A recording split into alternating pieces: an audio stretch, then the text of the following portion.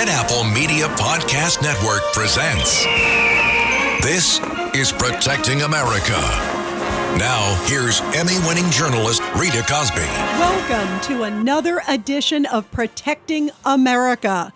We've recently seen unforgettable images showing war crimes in Ukraine, with civilians, including women and children, executed in Bucha, just outside of the capital city of Kyiv. This comes as President Zelensky pleaded with the U.S.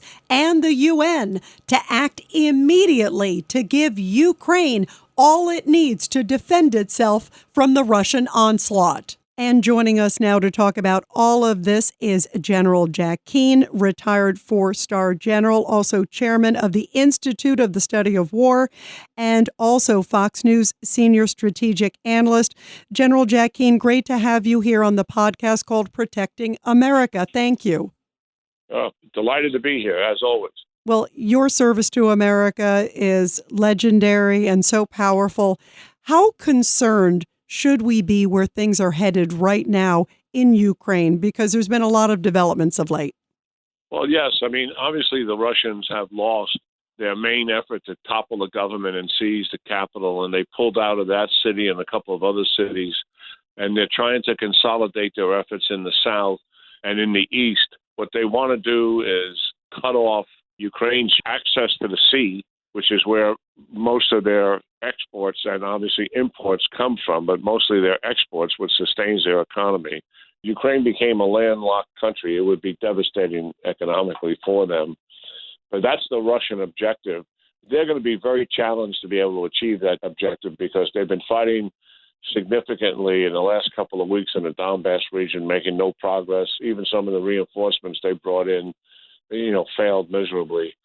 And while they're bringing in more reinforcements, so are the Ukrainians, because they no longer have to keep all these troops up in the north because the Russians are gone, and they'll be able to influence the actions in the south as well. The best circumstance that we could have is the Ukrainians are able to conduct a counteroffensive. The Biden administration and NATO give them the advanced weapons they want to go on the offense. And they're a little different than being on the defense. This is tanks, artillery, armored vehicles, fighter jets to oversee the attack, and air defense systems to protect the fighter jets. And they're not getting all of that. They're determined, nonetheless, to crush the Russian army in their country. And I think because of the atrocities and the war crimes that are being committed, their intensity and commitment to do this is just gone up rather dramatically, as the world has seen that and find it so reprehensible that Russia is doing something like that. So, yeah, we'll see what comes of this. I think Russia is going to be challenged to accomplish what they want, to cut Ukraine off from the sea in the south. Ukrainians are going to be challenged also to throw them out of the country, but there is an opportunity to do that. And what could happen as a result of it, Rita, is we get stalemated and neither side can advance very much, and we freeze in place, much like happened in 2014. And that would not be good for Ukraine either, because that means that Russian troops are staying on Ukrainian soil and occupying more of it than what they did prior to the invasion. The best outcome is push Russia out, is really the most favorable outcome. Absolutely. And otherwise, they're going to be looking over their shoulder, too, if they still are remaining in part of the country. What about, we heard this week, General Jack Keane, from Chairman Milley. We heard the chairman of the Joint Chiefs, General Mark Milley, said that this could go on, he said, potentially for years, if not decades. But he was suggesting maybe for years. Is that the case, do you think? Yeah, it's possible. Not fighting for years, I don't believe. But I don't know exactly what the chairman meant. But I mean, stalemated for years, like we were post-2014 in the Donbass region, that is certainly possible. And certainly fighting and serious combat operations going on for months and possibly a year or two. But if it goes on for years, it would only be because it's stalemated. Is there a window now to really make sure that we throw everything militarily to help the Ukrainians win?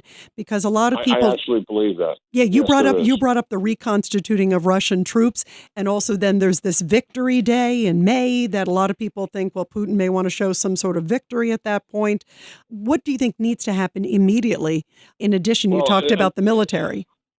NATO and the United States should be all in, because the fact is that Zelensky and his generals have an opportunity to crush the Russian army in Ukraine. And what better deterrence could you possibly have for NATO and Russia never attacking NATO, at least in the next several years, if their army is crushed inside of Ukraine? I mean, that is in NATO's interest.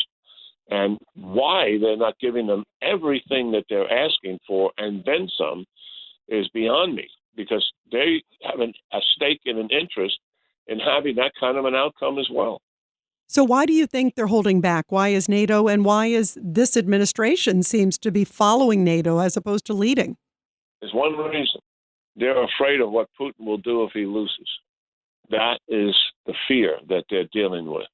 In other words, they're not all in on Zelensky winning because they fear that Putin may take a provocative reaction if he loses. And I think that's pretty shameful. What about if Putin wins? Shouldn't they be worried about that? You would think.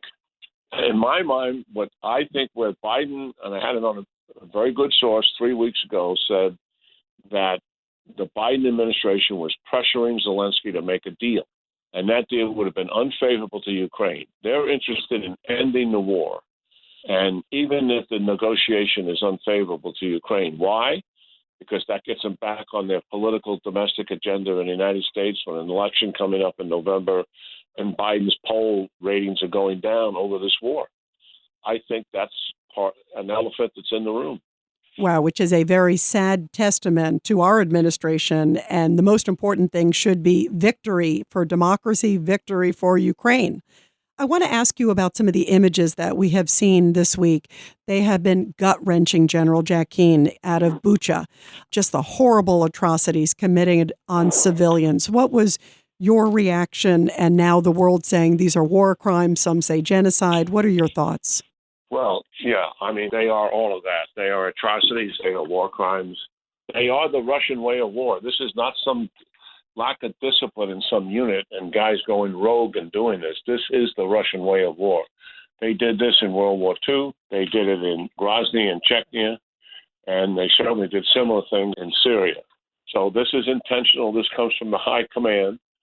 Kill as many civilians as you can and make it outrageous to break the will of the people in Ukraine and therefore force Zelensky to make a deal. That's what this is. Do you believe, though, it is emboldening the Ukrainian forces, just showing what monsters they're up against, and also the world, too? It's outraging the world, isn't it? In many ways, unifying people against Russia, clearly. Oh, yeah, yeah. I mean, the Russians can't help themselves. That's who they are. They're morally bankrupt. But, yes, it's backfiring on them for sure. It's intensifying Ukraine's military activities and certainly making Russia even more a pariah on the international stage than what they already are. One of the things we heard, Jack Keane, was the mayor of Mariupol, which, of course, as you talked about, it's strategically located because it's there in that eastern area that, of course, the Russians want. And that city has been getting pounded left and right. The mayor came out and said that Russia's siege is the new Auschwitz. And he believes that more than 5,000 civilians have been killed in Mariupol. Some people even estimate even more because it's just been getting, hit. It's been getting pummeled by missiles and rockets. And they believe that 90 to 95% of that city has been hit, in many cases leveled. Do you believe, sadly, these scenes that we saw at Bucha, we're going to see, sadly, in other cities, hopefully when the Russians are forced out? There's no doubt about that, Rita.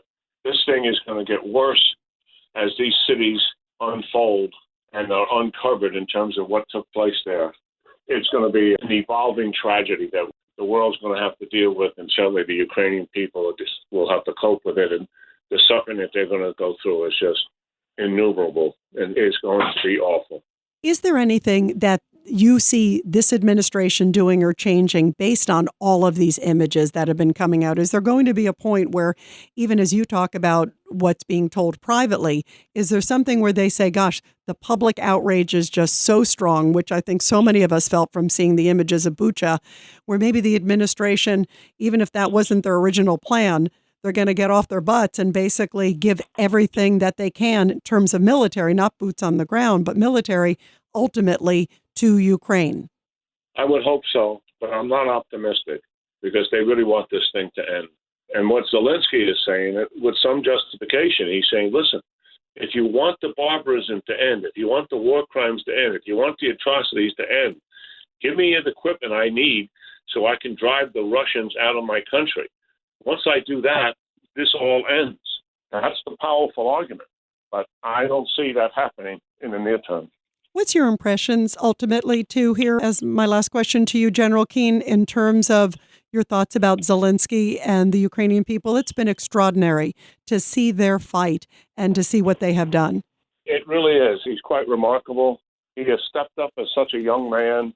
It's easy, as many people have done, to include myself, compare him to Churchill, how he rallied the country. But what Churchill had, and stated publicly, he had Roosevelt as a partner. And the United States was not in the war, but we had a Lend-Lease program giving them equipment. And Churchill has said many times, Roosevelt saved Britain by giving them all of that equipment they need to hold off the Germans. The United States was able to come into the war after Japan attacked the United States. That Roosevelt saved Britain. Well, Zelensky doesn't have a Roosevelt, Rita, unfortunately. In President Biden, he is no Roosevelt here. Do you think things would be different if it was President Trump still in office? Likely, yes. I don't think there would have been an invasion, to be frank about it. I think Putin would have been very concerned about what the reaction would be from President Trump, and I don't think he would have invaded. Yeah, I think many people agree with you. Well, General Jack Keane, Fox News senior strategic analyst, also the chairman of the Institute for the Study of War, thanks for all you do to keep America and the world safe, and thank you for your great service to this country. Oh, thanks, Rita, and it's always great talking to you and also to your audience. Thank you so much. And everybody, I'll be back soon with another great edition of Protecting America. And of course, you can catch me every weeknight, 10 p.m. to midnight on the legendary WABC Radio. This is Rita Cosby, and thanks for all you do to protect America.